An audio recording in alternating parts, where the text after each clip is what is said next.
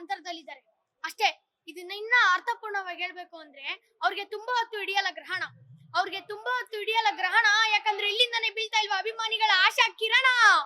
ಬಿಡುಗಡೆ ಅನ್ನೋದು ಗುಟ್ಟು ರಿಲೀಸ್ ಆದ್ರೆ ಹಚ್ಚಿದು ನೋಡ್ರಿ ವೀರ ತಿಲಕದ ಬೊಟ್ಟು. ಶಿವರಾತ್ರಿ ಅಂದ್ರೆ ಗ್ರ್ಯಾಂಡು, ಸ್ವಂತ ಸಂಪನ್ನೆಲೆ ಕಟ್ಟಿಲ್ವ ಸೆಲೆಬ್ರಿಟೀಸ್ ಅನ್ನೋ ನಂದಿ ಬ್ರ್ಯಾಂಡು. ತಾನು ಬೆಳೆದು ತನ್ನವರನ್ನು ಬೆಳೆಸೋ ಆ ಗುಣ ಸೈಲೆಂಟ್ ಆಗಿ ಸಹಾಯ ಮಾಡಕ್ ನಿಂತ್ರೆ ಅದೇ ಅಲ್ವಾ ಸದ್ಗುಣ.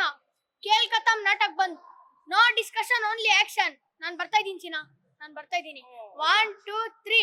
ಡಿ ಬಾಸ್ ಅಂದ್ರೆ ಕಿಕ್ಕು, ಇವರ ಮೊದಲನೇ ಚಿತ್ರ ಮೆಜೆಸ್ಟಿಕ್, ಕ್ರೇಜ್ಗೆ king. What you people are doing ಅನ್ನೋದೇ ಟ್ರೆಂಡಿಂಗು. ಅಯ್ಯ ಅಂದ್ರೆ ಅಧಿಪತಿ, ಈ ಬೃಂದಾವನದ ಸಾರಥಿ, ಕರುನಾಡ ಭೂಪತಿ, ಇವರೇ ಅಲ್ವಾ ಕರ್ನಾಟಕದ ಚಕ್ರವರ್ತಿ.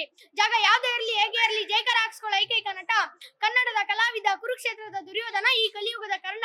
ಅಕ್ಕಿಗೆ ಭತ್ತ ಕವಚ, ದಾನಕ್ಕೆ ದತ್ತ ಕವಚ, ಕನ್ನಡಕ್ಕೆ ಕ್ರಾಂತಿವೀರ ಸಂಗೊಳ್ಳಿ ರಾಯಣ್ಣನೇ ಕವಚ. ಸುಟ್ಟರ ಇಟ್ಟಿಗೆ ಗಟ್ಟಿ, ಚಾಲೆಂಜ್ ಅಂದ್ರೆ ದಾಸನ ಗುಂಡಿಗೆನೆ ಗಟ್ಟಿ. ಇವ್ರಿಗೆ ಕಟ್ಟಕ್ಕಾಗಲ್ಲ ಮೌಲ್ಯ, ಕಣ್ಣಲ್ಲೇ ತೋರಿಸ್ತಾ ಇಲ್ವಾ ಕಲಾಸಿ ಪಾಳ್ಯ. ಆನೆಗೆ ಎದುರು ಬರ್ಬಾರ್ದು, ಈ ಜಗ್ಗುನ ಎದುರಾಕೊಂಬಾರ್ದು.